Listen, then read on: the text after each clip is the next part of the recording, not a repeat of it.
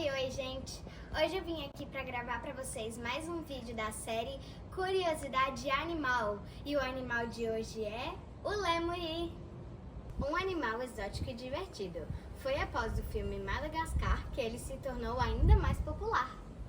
Ele encanta adultos e crianças com seus olhos grandes amarelados e cauda longa, preta e branca. Esses animais são originários da ilha de Madagascar, onde existem diversas espécies e aparentados.